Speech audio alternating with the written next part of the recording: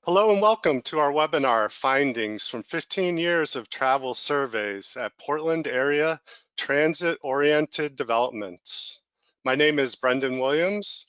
I'm the Research Program Administrator at Portland State University's Transportation, Research, and Education Center. TREC leads the National Institute for Transportation and Communities, one of 7 national university transportation centers, funded by the U.S. Department of Transportation. NITC's research priority is improving mobility of people and goods to build strong communities. NITC consortium members are the University of Utah, University of Oregon, University of Arizona, University of Texas at Arlington, and Oregon Institute of Technology. We enjoy connecting our researchers to you, our audience. During this webinar, if we have any problems, please bear with us for a few moments. Our presenters today are Dr. Jennifer Dill and Nathan McNeil. Jennifer is a professor of urban studies and planning, as well as the director of TREC and NITC at Portland State University. Her research aims to understand people's everyday travel decisions with a focus on bicycling, walking, and transit. Nathan is a research associate in the Center for Urban Studies at Portland State University. He conducts research around impacts of new bicycle infrastructure and programs on travel behavior and attitudes towards cycling, shared use mobility programs, including car sharing and bike share, and the connection between land use and transportation. We do not have a webinar scheduled yet for the summer. So our next one scheduled is October 6th at 10 a.m. It's going to be presented by Jenny Liu from Portland State University, Economic and Business Outcomes of Bicycle and Pedestrian Improvements.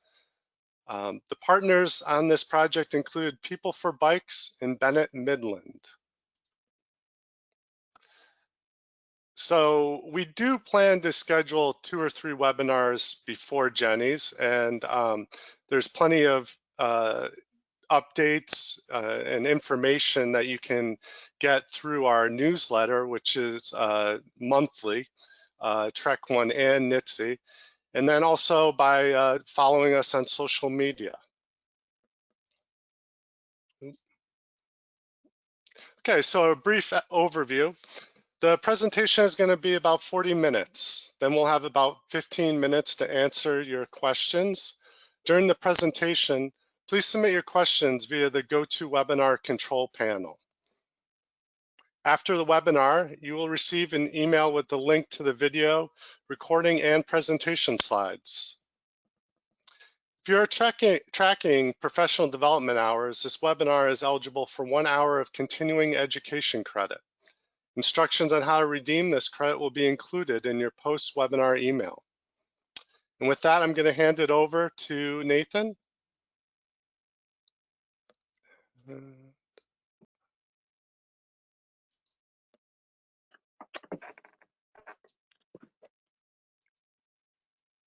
Waiting for the screen control. I don't know if you can see my screen yet. 1 second.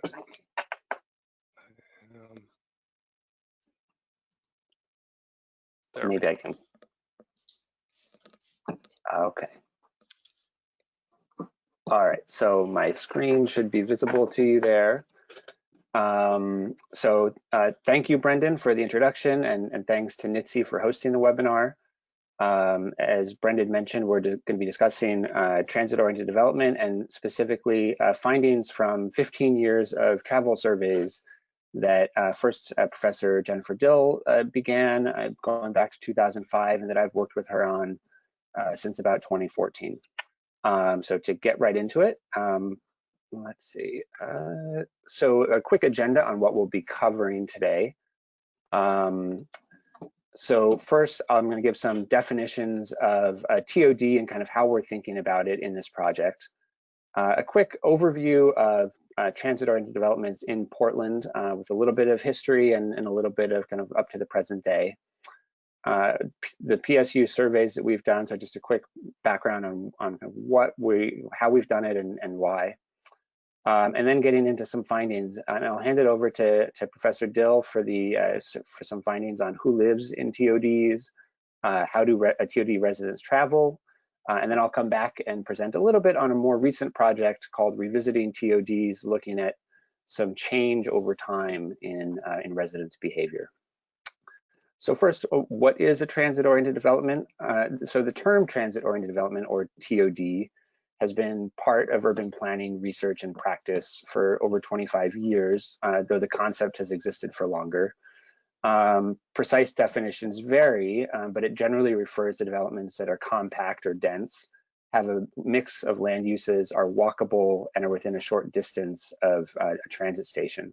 So a couple of definitions shown here include Calthorpe's definition from the Next American Metropolis. He described it as pedestrian-friendly mixed-use developments within walking distance of a rail station and a core commercial area. I also have a couple of definitions from some transit agencies that are more kind of as they're using them now. So a broad concept that includes any development that benefits from its proximity to a transit facility and that generates significant transit ridership. That's from MARTA. And that's in Atlanta. And then WMATA in DC defines TOD as projects near transit stops that reduce automobile dependence, encourage high shares of bicycle and transportation access trips to transit, help to foster safe station environments, enhance physical connections to transit stations from surrounding areas, and provide a vibrant mix of land use activities. So there's some variations, but the general themes are the connection to the transit station, the land use and neighborhood that encourages non-motorized, non-car trips, transit, walking and biking, and kind of the environment promotes that.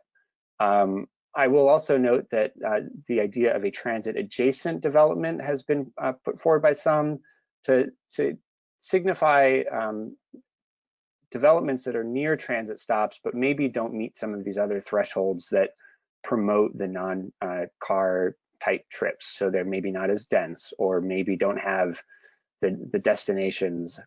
And so that's just something to note, that there are various definitions, and we'll get into some of how they're applied in Portland in just a minute.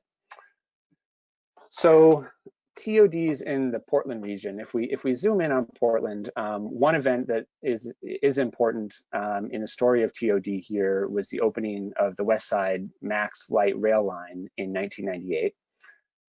This is a line that went from downtown Portland out to through Beaverton and into Hillsborough, which are some of our western dense suburbs. Several of the first and relatively well-known TODs in the region developed near stops on this line. So on the left, you see Orenco Station. These are some multifamily housing that's at kind of the core of Orenco Station. As a whole, it was a large development that included a mixed-use multifamily housing like you see here, but also had some single-family housing on small lots, parks, and it was a relatively celebrated new urbanist suburban development. A little bit closer in towards Portland was Beaverton Round, which you see on your right, which was built immediately adjacent to a MAX station. Both of these were completed around 2003. These and other developments in Washington County were the subject of a PSU study led in 2005 by Jennifer Dill. And these developments have received national attention as examples of TOD and making them appealing candidates to study. So I also want to just touch briefly on the Metro TOD program. So PSU has been partnering with Metro since around 2007 to look at travel behavior, including vehicle trips and other measures at buildings that had received funding through the Metro TOD program. The program attempts to capitalize on existing high quality and high frequency transit. So essentially to encourage development that's denser than what would have gone in otherwise. In that sense, the funding to design a development that gets ahead of the market conditions in some ways. And in some cases, that means kind of helping to build TODs in places where maybe they wouldn't be supported by the market otherwise. So PSU has been working, as I mentioned, since 2007, more closely with Metro, but overall, we had survey rounds in 2005, 2007, 2010, 2014, and 2018. And in most cases, the surveys were conducted within 1 to 3 years after the TOD was completed. Though in each of these rounds, we've published reports on our findings from them, and those are available, I believe, on the TREC website. And if not, you contact us and we can get you copies of those. In all, we're close to, or a little bit over 44 TODs over the years. And just want to run through a couple of examples of what some of these look like. So Orenco Station on the left there included some small lot single family housing in addition to the multifamily style housing that you saw in the prior photo. A number of the developments that we have studied have been kind of in this 1.5 to 2 story townhouse style, including Landmark and Gresham, which is an eastern suburb of Portland. These are not real dense style of development, but they're denser than some of the single family housing that might have been around in the surrounding neighborhoods. Next, we have 2 to 3 story townhome style developments like the ones you see here in Portland and in Gresham. We also have examples of this type of development in Hillsborough and Beaverton in our sample, which are western suburbs. 3 to 4 story apartments or condos with sometimes with ground floor retail, sometimes without, have become more common around in the TODs in the Portland area. And many of the developments, particularly since 2010, have been kind of in this frame. And then finally, some 5+ story buildings with ground floor retail have been sprinkled into our mix. Here are examples in Portland and Hillsborough, just because of some of the kind of factors that play into the economics of this sort of development. These have tended to be more in Portland than in the suburbs, but as you can see from the Hub 9 example, that's not exclusively the case. So now to step back and give you a little bit of background on the methodology of our surveys. So we sent survey packets to, in most cases, all of the occupied units in the TDs that we had identified as having been developed in the past few years, and that was in partnership with Metro. In some cases, for particularly large buildings, we maybe looked at tried to target half of the residents and did that randomly. We generally worked with building managers to try to get the word out and encourage people to take the surveys. In most cases, we sent 2 full mailings and a reminder postcard as a way to kind of nudge people to take the survey, or if they had maybe lost the first time around, that they would show up in their mailbox again a few days later. In most cases, in all cases, we sent paper surveys with a prepaid return envelope. Since 2014, we've been offering an online version, and we're finding more and more people are taking that option. I was up to about 2/3 of the respondents took that in the last round. And finally, we are offering incentives in all cases. A $5 gift card is pretty typical to a coffee shop. We sometimes will also do a raffle for something like $100, a larger gift card. And finally, before I hand it over to Jennifer to present some of the findings, I just want to explain that we have broken some of these TOD buildings down into different types based on certain characteristics about their neighborhood and the situation in which they're in, focusing on factors that can affect their travel behavior. So jobs and population density speaks to the level of activity in a neighborhood, including the ability to support shops and services. We also considered transit accessibility and walkability, looking at intersection density, measures of transit access, which we took from the Transit Center's All Transit tool, and the distance to the transit station. And as you can see, we have 4 groups. Using those breakdowns, we had a high density and a low density, high transit access and low transit access. And so when we present the findings, you'll hear about those developments that were both high transportation access and high density, low transportation access and high density, and then high transportation, low density, and low transportation, low density. So the high are the ones that are going to be, more environments that we would expect to be more conducive to non-auto travel. And with that, I'm going to hand it over to Jennifer to continue the presentation. I just got to figure out the handing over tool here. Okay.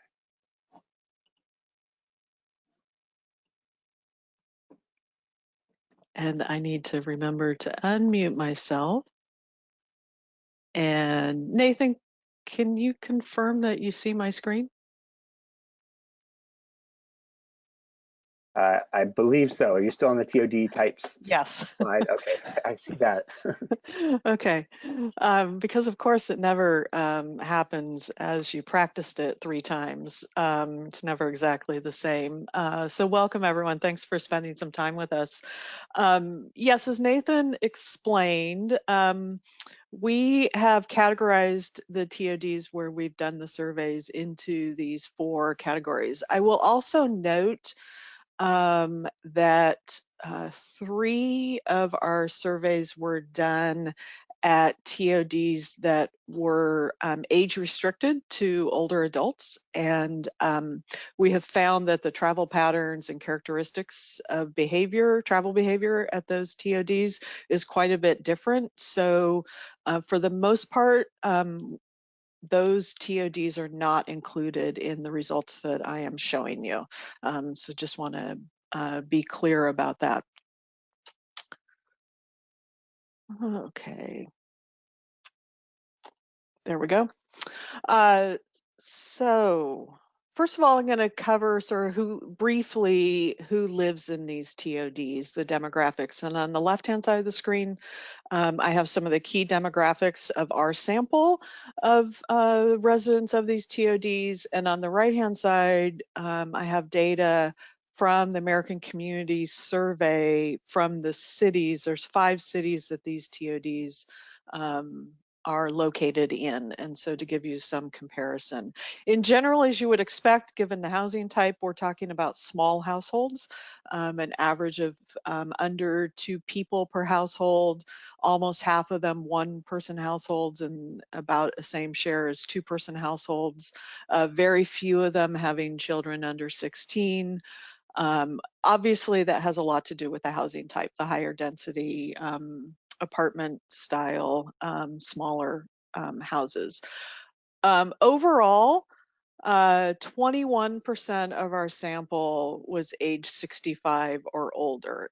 But if you take out the 3 TODs that are limited to older adults, 6 to 9% of our sample are age 65 or older. So that's, and then another 42% of the total, including all of the TODs, of our sample is in that younger age category of 20 to 34.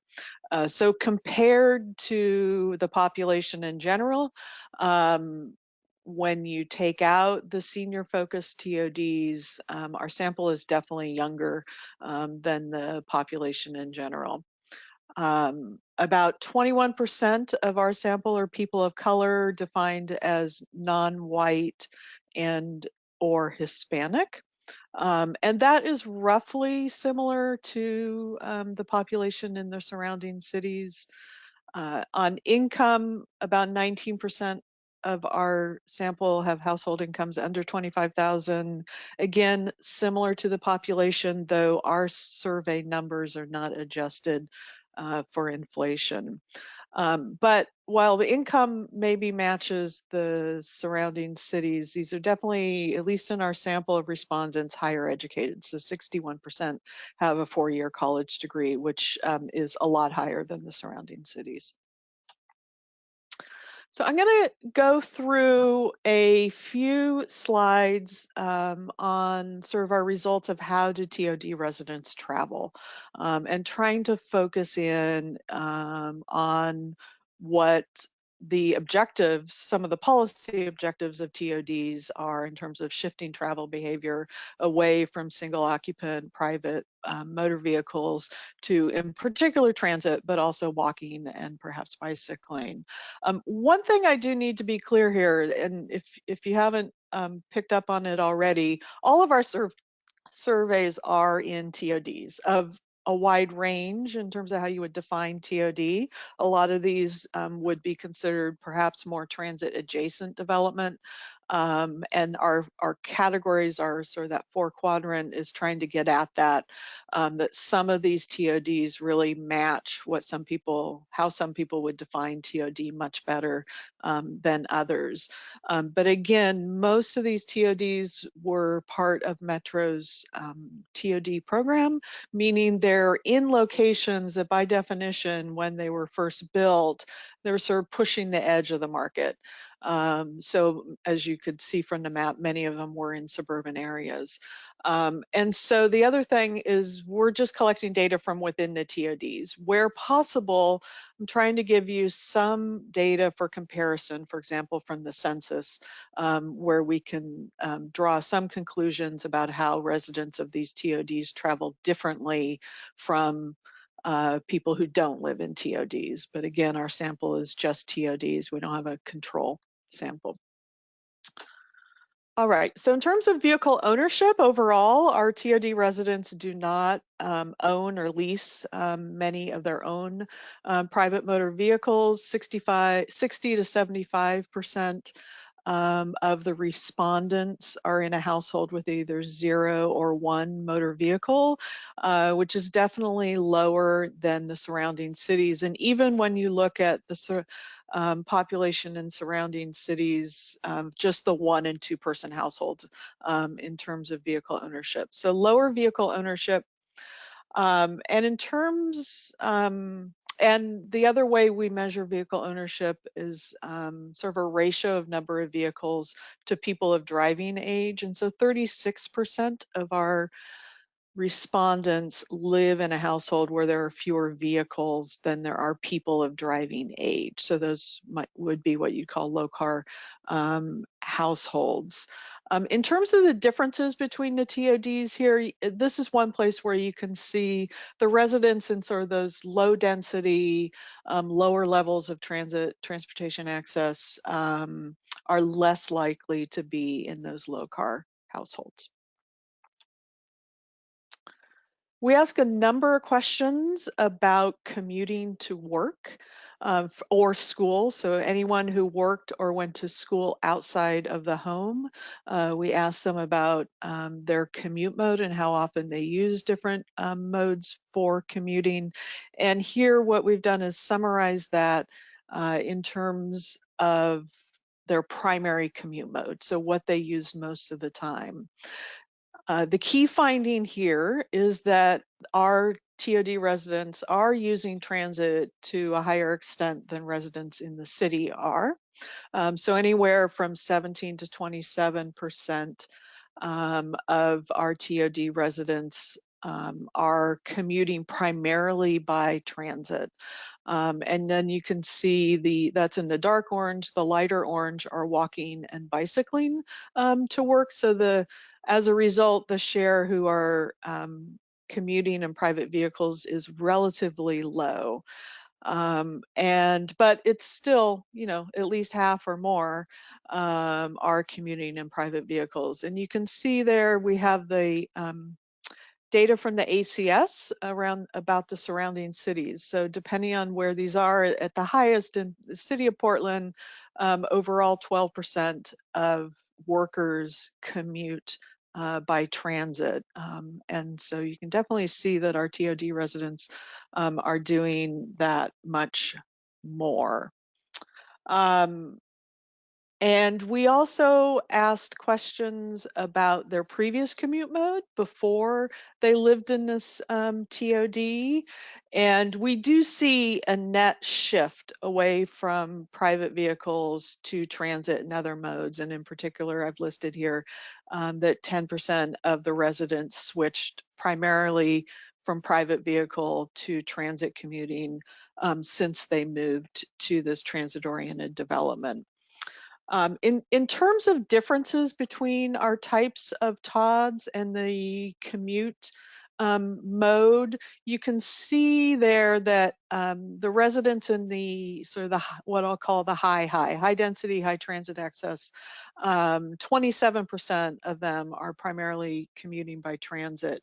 Though that is only significantly higher than the low density, high transit folks at that 17%. So even the folks in the low density, low transit access TODs are commuting at roughly the same level of transit as those in what we might call the best TODs. We asked a number of questions on the survey about using transit and also walking and biking to get to other things besides work or school. And so what we've done is we've simplified what I'm presenting here to just a measure of whether or not the respondent used transit at least once a week for various purposes. And the key finding here is, they may be using transit to get to work, but they're not using transit nearly as much for other types of travel. And this is what we see in TOD. It's what we see everywhere. People definitely use transit more for commuting than other purposes. You can see here, though, a few differences. And so particularly those residents in the high TODs are more likely to use transit to go to places like restaurants. So it's much easier for them in that environment to use transit for those destinations, also for things like visiting friends and family and entertainment. So you see some differences based on the TOD type there.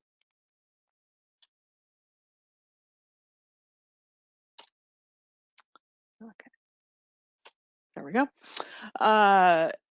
And then what this is showing is we asked the same series of questions with respect to whether or not they walk or bike to these destinations. And the question in both these cases, we preface it in good weather because we know weather in particular affects walking and biking. And you can see here that while the TOD residents may not be using transit to get to these non-work destinations very often, they definitely, for many of these destinations, are walking or biking, but I suspect primarily walking to a lot of these destinations. And the question was worded to get at in the neighborhood, so from home to these destinations. So it wouldn't capture walking from work and things like that. And I put both of these graphs up so you can see some differences. So for example, on the walking to stores and shops, we actually do not see significant differences there in terms of walking, whereas you see sort of a pattern as the density goes down, walking to stores and shops or taking transit to stores and shops goes down. You can also see some differences, in a lot of cases for the transit in particular, it's that high TOD residents that are using transit more. We see some different patterns in terms of walking, and particularly, perhaps not surprising, parks and open space. So it's actually the residents in the low density, low transit who are walking to parks and open space more often than at the other extreme.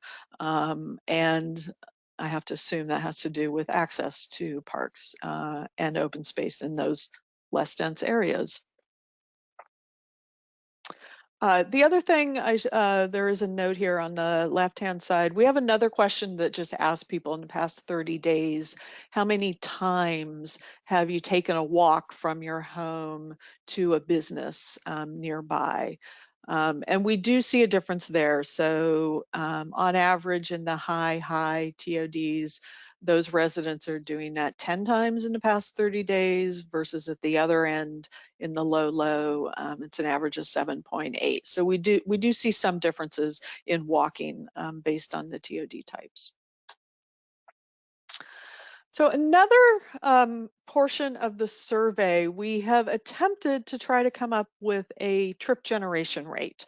And so I think many of you probably are aware of the reliance our practice places on the ITE trip generation manual, and in particular for measuring the traffic impacts of new development. What we have shown here is the data that came from the 2012 manual, which is older than the current edition. But in the middle of when we've been doing all of these surveys. And these are the data from that version of the ITE trip generation manual for the types of housing that we're talking about here that we've done our surveys in. And you can see, first of all, for the sort of the higher density types of housing, similar to those in our surveys, first of all, there's not very many studies that were in that version of the trip generation manual to get trip rates from. But you can see that they're averaging from a little over 4 trips, motor vehicle trips, to the single family homes are 9.5, but we're talking 4 to 5 or 6 trips per unit for that would be assumed coming from these developments. So if when any of these developments were proposed, if a traffic engineer was going to do their travel impact analysis and they just grabbed the ITE trip generation manual at the time, they'd be estimating a fairly high number of trips. And there's been a lot of analysis, and my colleagues have done some excellent work on this. And there have definitely been improvements to the ITE manual recognizing this problem in particular. And what we've shown on the left is from the newest, the 2017 trip generation manual, where they have attempted to add in sort of mixed use and more urban categories that would apply to the types of development that we're talking about here. And on the right is our estimate of the trip generation based on our surveys. And in the surveys, we basically asked our respondent to do sort of an abbreviated version of a one-day travel diary. And from that, we estimated the number of motor vehicle trips that started or ended at the TOD. And you can see there the numbers that we've come up with over the years range anywhere from a little under 2 to 3.5 or so. Those are comparable, but still perhaps slightly lower than what is showing up in the newest ITE trip generation. Though I will also point you, one of the key challenges with using the trip generation manual is the amount of data in there. And so you can see, at least in 2017, the types of housing that we're talking about here, there might only be 1 to 4 studies that they're basing those trip rates on. So this is definitely an area where we need more data, and I know that there are folks out there working on that. But we believe that these TODs are definitely generating a relatively low number of motor vehicle trips relative to what the manual is saying and what the data in that manual are saying. All right, so one of the other questions on our survey, again, I mentioned that we don't have controls. We have not done similar surveys at random locations throughout the Portland region. What we have tried to do is judge how these respondents' behavior has changed over time by just asking them, how do you travel now in this new home compared to where you used to live? And overall, our respondents are saying that they definitely have changed their behavior. And so about 40% say that they are driving a lot less now compared to where they used to live, and that does not differ between the different types of TODs. So they're all saying that they're driving less. And then you can see about 30% or so say that they are using transit a lot more now.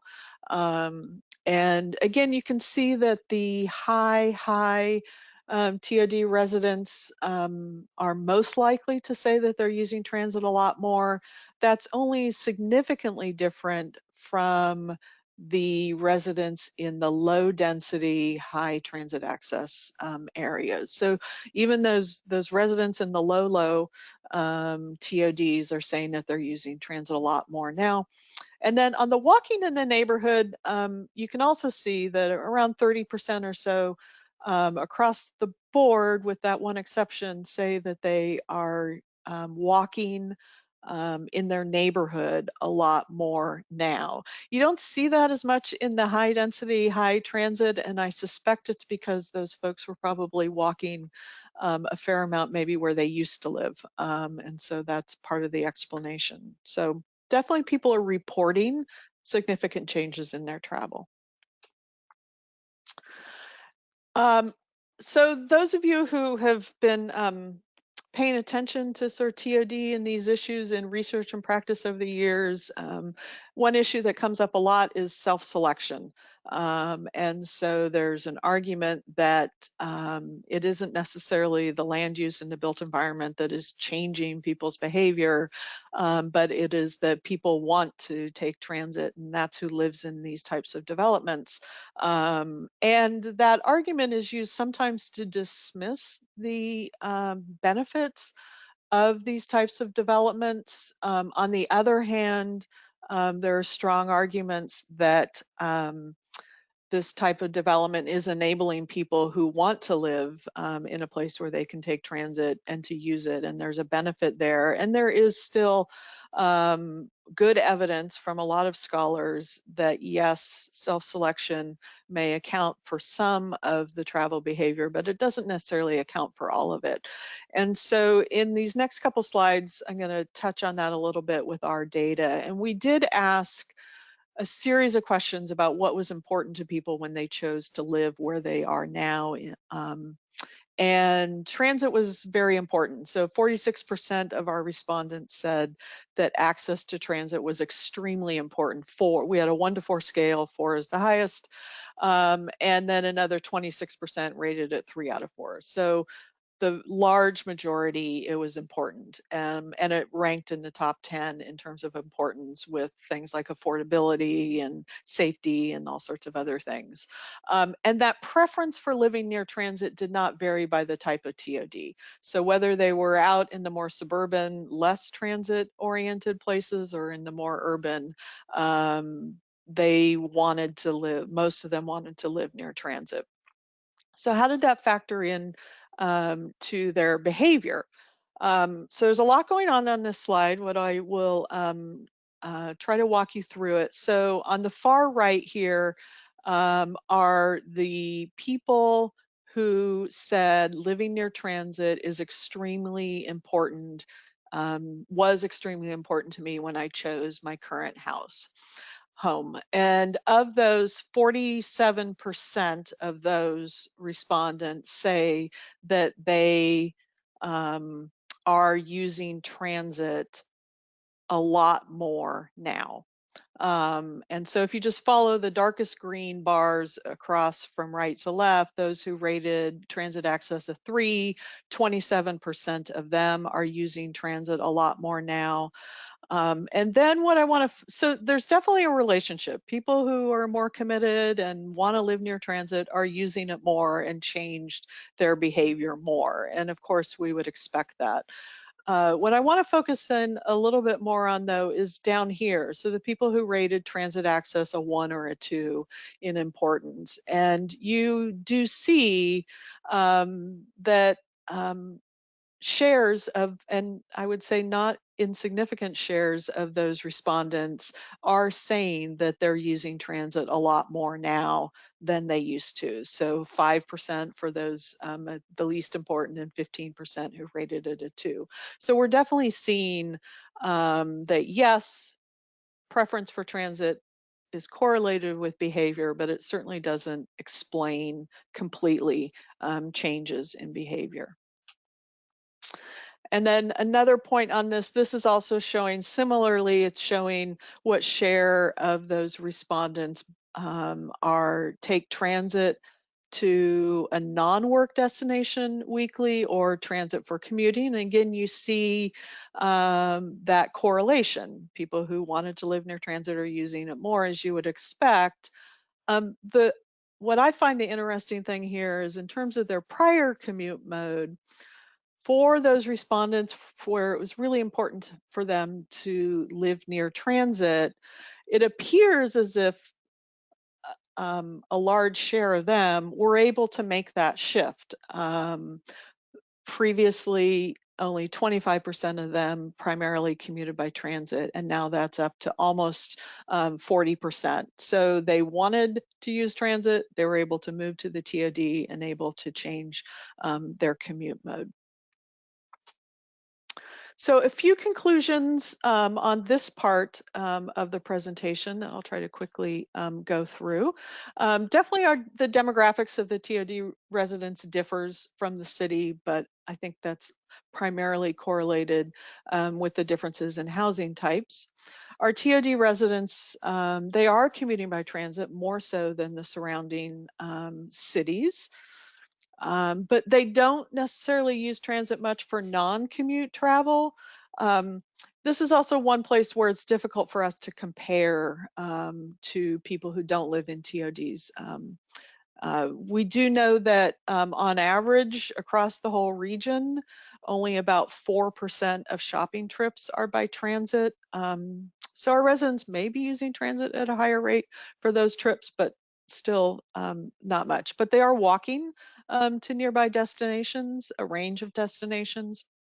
The trip generation is likely much lower than traditional ITE rates, and it makes a case for improving the ITE data and getting more data. Many of our residents are claiming that they've made a shift. And I think what we're seeing is that the residents in sort of those high TODs are perhaps able to shift even more to transit. The residents at the other end are shifting some to transit, but they're also walking and biking. So maybe it's a mix of non-private vehicle modes. And transit or preferences definitely play a role in that behavior, but it's certainly not the only factor. And the TOD is definitely enabling people who want to use transit more. It is providing them a satisfactory home and a place to be able to do that. And with that, I'm going to turn it back over to Nathan. All right, thank you, Jennifer.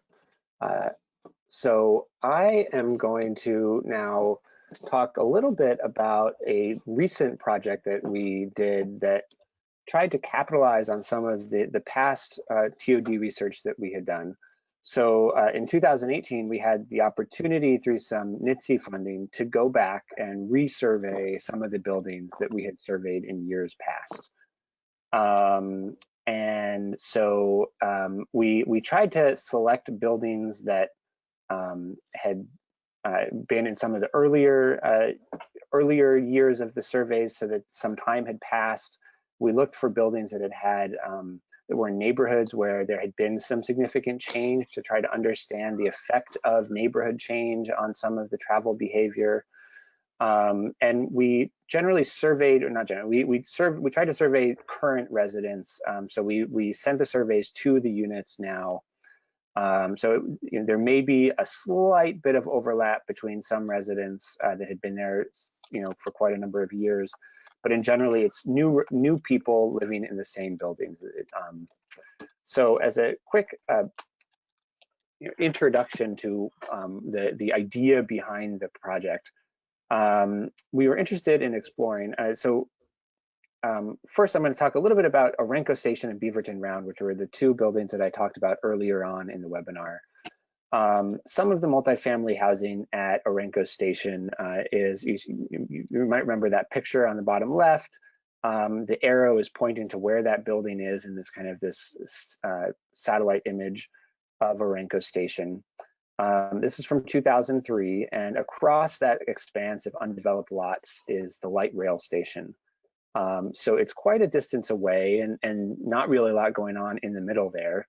And that distance is actually a little bit over 1/4 mile. This is an extreme example. This is one of the farthest of the TODs from the station. But if we jump ahead to today, you can see that quite a lot has changed. All of those lots in the middle have been developed. And while these new developments added a lot of new residents, there aren't a lot of shops in these locations, although there are some as we get closer to the station itself. So part of the idea is to understand how have these changes affected residents' travel behavior over the years, and how is travel behavior now different than it was when we first did the survey. So to quickly go through another example, so here's Beaverton Round in 2005, and as you can see, we have the round-shaped building, which is why it's called the Beaverton Round. You can see kind of going around the area that's highlighted as the light rail station. To jump ahead to, and I say today, the 2018 is when we were doing this. So jumping ahead to what it looks like now, you can see that some of the nearby parking lots are now buildings. It's worth noting that there are still a number of parking lots around the development, and I'm going to flip back and forth here again so that you can kind of take that in. So that's before and after, and I'll do it one more time because it's a little bit more subtle at Beaverton Round. You can see just to the up and to the left of the development, there's a new building. Up and to the right, there's some new development. And it's also worth noting this is relatively close to downtown Beaverton. So as I mentioned, this question of neighborhood change was one that we wanted to look at. And I should also mention the list of buildings that we included in this Wave 2 survey. And the baseline is in this case is the original surveys that we did back in 2005, 2007, or 2010. Wave 2 are the ones that we did in 2018 or 2019. The buildings that we selected or combinations of some buildings in a few cases if they were close by and had maybe few enough residents that we felt we needed to combine it. Those are on the left side there. And we looked at various measures of neighborhood change. Land use change really looked at percentage of land developed since the prior survey and floor area ratio for the overall neighborhood. So that kind of takes into account building height, among other factors. Destination change included population and job density. The walk-bike network looks at new sidewalks and new bike routes. And then the transit change looks at new light rail or bus routes serving the location.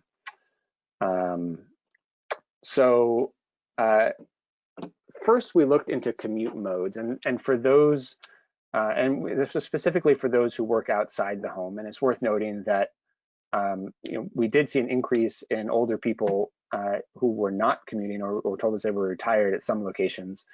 Those people are not included in this. So it's only of those people who work outside the home.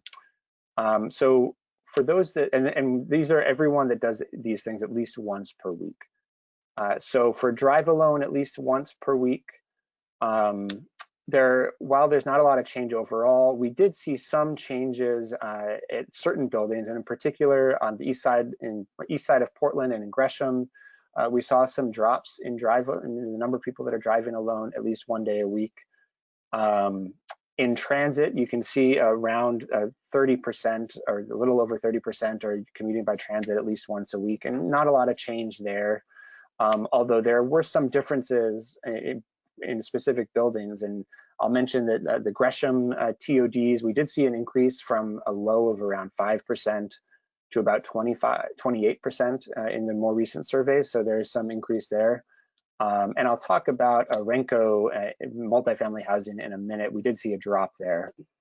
But the big story here is really the walking and biking. So the percentage of people that are walking or biking to work at least one day a week rose from about 9% to 29%, which is a very significant increase, and was quite consistent across a number of the different buildings that we saw, and not really specific to differences in change between the sites. So it was, regardless, we were seeing this change, and we found that to be pretty interesting, that it was kind of happening throughout the buildings that we surveyed.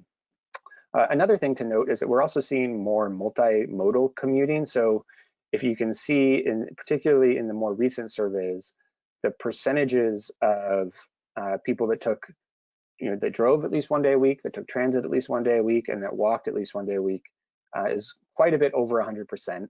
So we have a lot of people that are, maybe driving one day and taking transit the next, or walking one day and then taking transit the next. And this is to a greater degree than we saw in the original round of surveys. Now, delving a little bit deeper into the commuting by the drive alone mode, we did in fact see an overall reduction in driving alone to work or school on a frequent basis. So the overall percentage of those who do so 4 to 5 days a week dropped from 58 to 46%. And as you can see, I should explain, the black, gray, and orange bars for each of the neighboring, or the cities that these TODs were located in, represent the usual commute mode according to ACS from 2005, 2010, and 2018. So kind of the comparable period of time that we're looking at. And so there wasn't much of a drop overall in the region, but we did see a considerable drop at these TODs. Also notable is that the share that told us they never drive alone increased from 11% to 24%. So up to a quarter of the residents say they never drive alone, never commute by driving alone. Some interesting changes.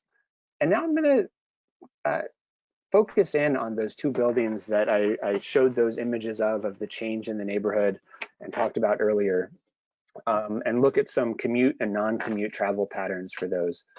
So of the 40%, so in Renko, one thing that was notable was that 40% of the people that responded to our newest survey told us that they were retired, which is quite a big increase from before. Whereas for Beaverton Round, 87% told us they work outside the home.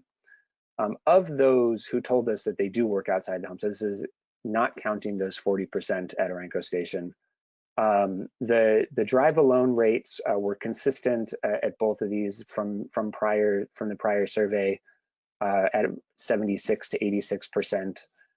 Transit use was interesting. So transit use for those who commute at least one day a week at a Renko station was 12%.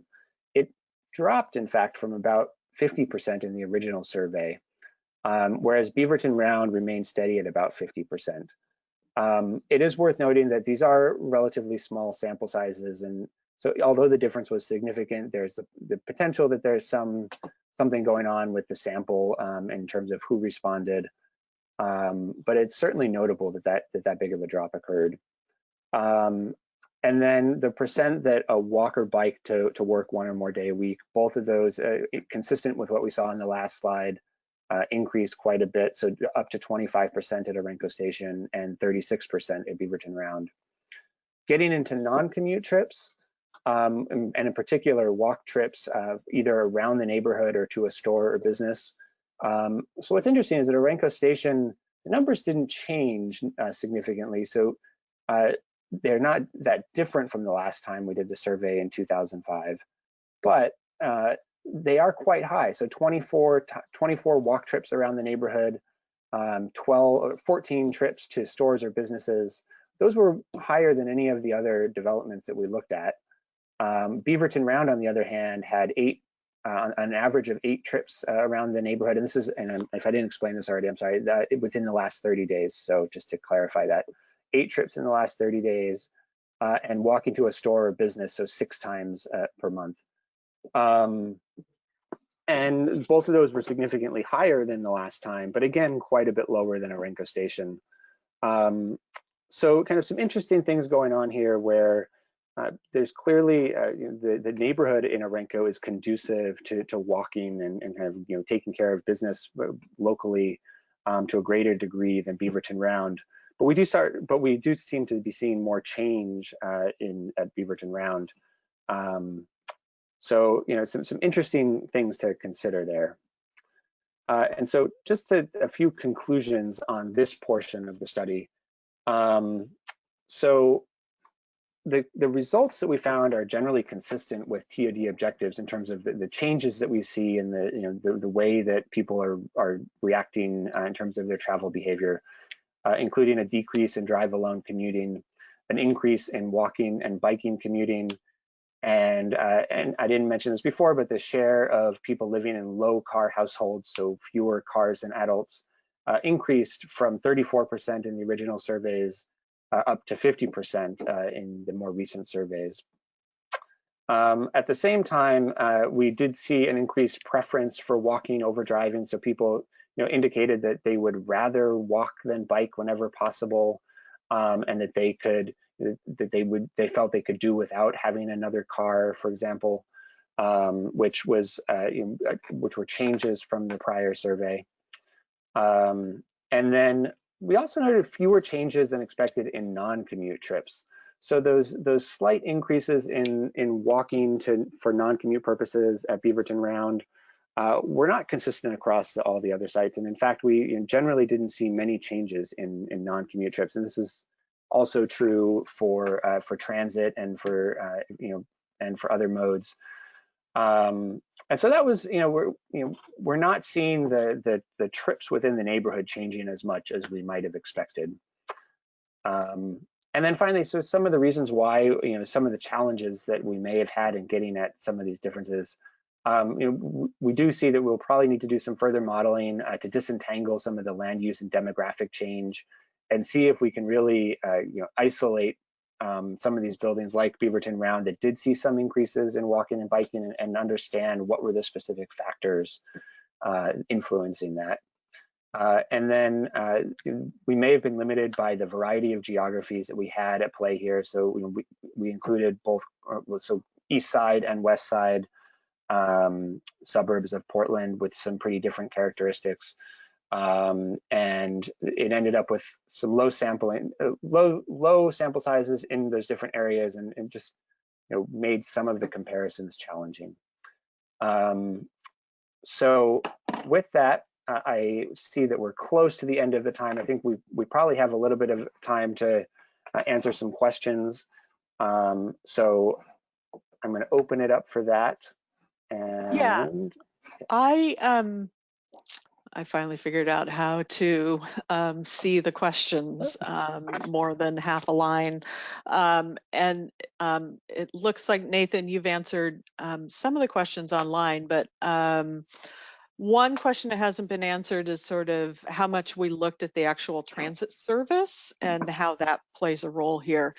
And I think it definitely does, and just in general, as you might expect, the TODs that are closer to downtown Portland, and those are the ones that sort of fall into that high category, have higher levels of transit service. So not only are they near a rail station, sometimes a MAX or sometimes a streetcar, but they're more likely to have more bus routes and more frequent bus routes nearby, as opposed to for example, out at Renko Station, they're definitely near one MAX station, but it's almost at the end of the line, so it's definitely farther out. It takes longer to get places on MAX, and then there's more limited bus service in that area. So that is definitely, the level of transit service is definitely playing a role there.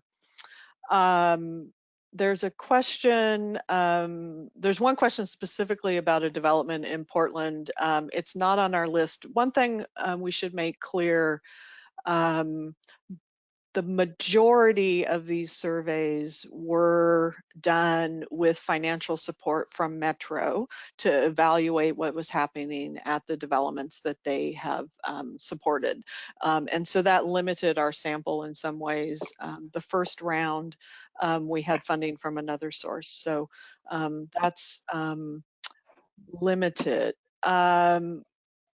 One question on here is advice on relying on walk score or mobility score, another proxy for urbanism. We have used a number of different measures to get at sort of mixed use and things like that. I do think walk score works fairly well, and there's other research out there that shows that walk score is correlated with behavior. It also, I'll just be honest, it's often a very quick way for us and other researchers to get data. I think the all transit score that we're using and the data in there, it's even a richer database. There's more detail than walk score, and it's a little more transparent. So I definitely think it is worth looking at. I'm going to pause. I don't know, Nathan, it's hard to read and answer questions at the same time. Yeah. So well, I see. Did you answer about the pros and cons of walking, coupling walking and biking together? I did not. Okay, so there's a question, what are the pros and cons of coupling walking and biking together for the questions? And in the future, do you think you decouple? I don't know if you want to take a swing at that, or? I'll take it because some of you may know I do a lot of research on bicycling, and I will always say, you know, those are walking and biking are two different things, and we shouldn't think of them the same way. We have combined them here primarily. You know, our survey is already fairly long, and our main objective is to find out about transit and also, you know, shift away from private motor vehicle use. And so that is one, you know, for the sake of maintaining the size of the survey, for this particular survey, we've combined it. If my objective was different, I definitely wouldn't. So for these surveys, we're probably going to keep them together, even though it's not ideal. It's always a balance.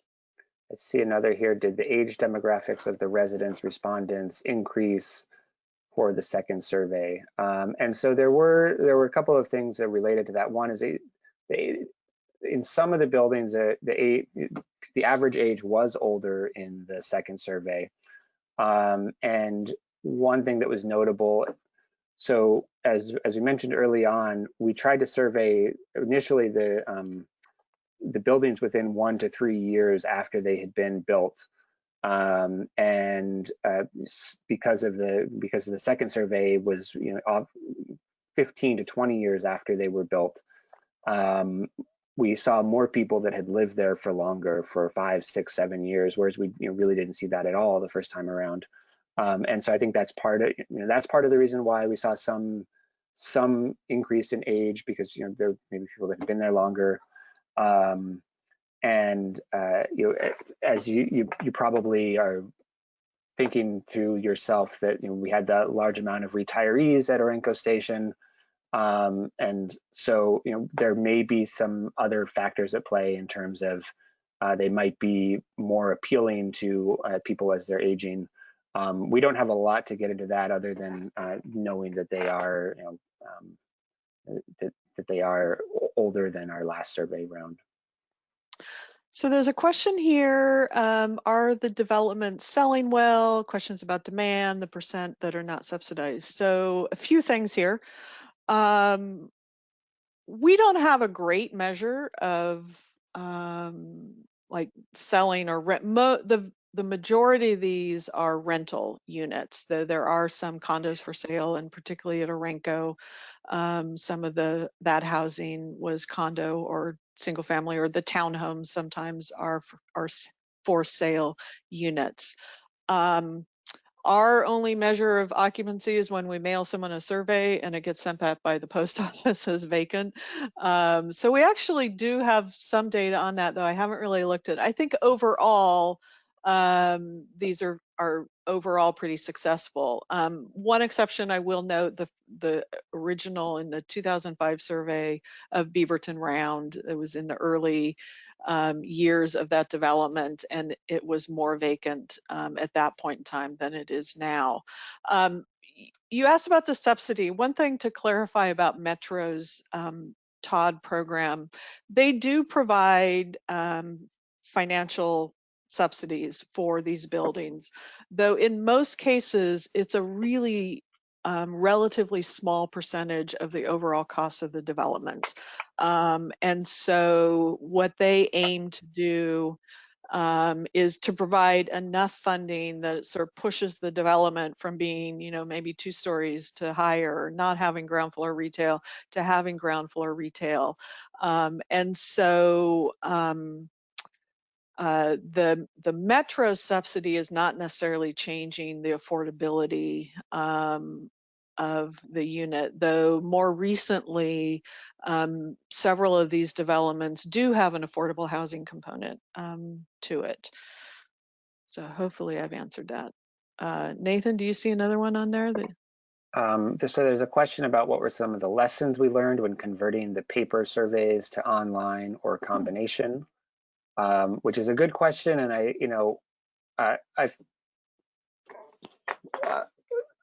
think the most important thing, so as I mentioned, we're seeing more and more people opting to take the survey online rather than on a paper version.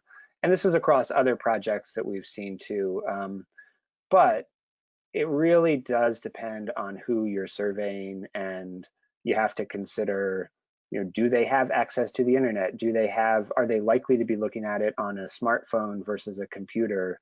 And how does that affect kind of the types of questions you can ask? So like a matrix style question may not work on a smartphone very well. So yeah, I think it's nice to be able to provide the option to people to do it either way, and I think we'll continue to try to do that whenever possible. But you do have to consider, what do you know about the people that you're surveying, and what are the potential limitations, and go from there. All right, so I flagged a couple questions to answer. So one was, did we ask the residents about their job locations and assess transit accessibility for their jobs? So yes. And one thing I will just be on it, we collected a lot of data, and what we presented here is just a sliver of it. And I'll be honest, we haven't been able to analyze even everything yet, particularly for the whole sample. We ask a number of things, but we ask roughly where their work location is. We ask how long would it take them to walk from the nearest transit station to their work location to get an idea of access. And definitely that's another part of the puzzle. They may have access to transit on their home end, but they may not on their work end. And there's definitely a relationship there. So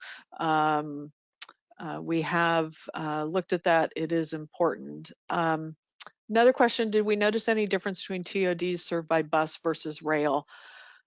With, I think, one exception, all of our, or one or two exceptions, all of the TODs that we've presented results on here were near a rail station. Most of those were a Max light rail station. Some of them were a streetcar, Portland streetcar station. And one of them, I believe, was near the West Commuter Rail, which is pretty limited service. So we can't say anything about a bus only versus a rail TOD. I think what we can say is that when a TOD has both rail and bus service, that you're going to see higher levels of transit service. So And I That's see one one. here, somebody asking about the average survey response rate. It did Yeah. vary a lot by building. It was anywhere from, I mean, the lows might have been in the teens, but the average was 25 to 30% in most cases, and in some buildings was quite a bit higher than that.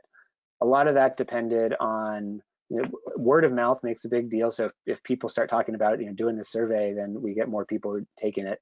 The participation of the building manager, and if they are willing to promote it or talk or post flyers or advertise it, that helps.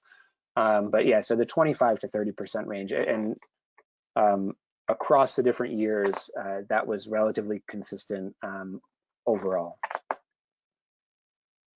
So there's a question here about, do we think that residents who lived in the neighborhoods for a longer time use transit more? And I need to go back and look because I know we've run some of those numbers and I just don't remember the answer, which leads me to believe that it wasn't a clear yes or no in terms of the length of time that they've lived there. The other thing that's something that's going to be more useful to look at our revisiting. So the initial surveys, which is what I presented the results from, those are usually within a year or 2 or 3 of the TOD being there. So most of those respondents had not lived there very long. And so that is a question that we'd be better prepared to answer with the revisiting survey where you have people who have lived there a lot longer.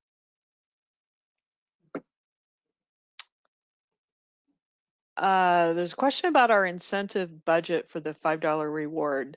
Just quickly, it really varied. Each year, our process worked a little differently, and sometimes because of the budget. Sometimes we actually did send out the incentive with the survey, which is a common technique. So $5 card or $3 back in the beginning with the survey. And so obviously that's a larger budget. Other times we have mailed it afterwards to the people who do respond, or when we have cooperation from a building manager, we would sometimes set it up that they could turn it into the office and get handed the gift card. And so you can sort of do the estimates based on response rate. If we're getting a 26% response rate, you can sort of guess what the budgets would be for that. There is a question about commute time and distance. We did not specifically ask how long your commute is. We did ask where your work is, so we could with GIS get some estimates of distance, but we did not. So there's always a limit to how much we can ask people. Let's see. Nathan, do you see another one? I think we've done a somewhat good job of answering. Yeah, I know. If we missed any of your questions, please feel free to reach out. We've tried to get to most of them. But. No, yeah, you guys have done a great job, and we've gone significantly over. Thank you very much. Thank you all in the audience for joining us. We've got some more events coming up, hopefully, before the fall. And you can check out the research on the research page. And yeah, follow us on Twitter or through our newsletters. But yeah, I would like to say thanks to everyone and just conclude the webinar. Anything else? No, Thank you, you. Brendan. Great.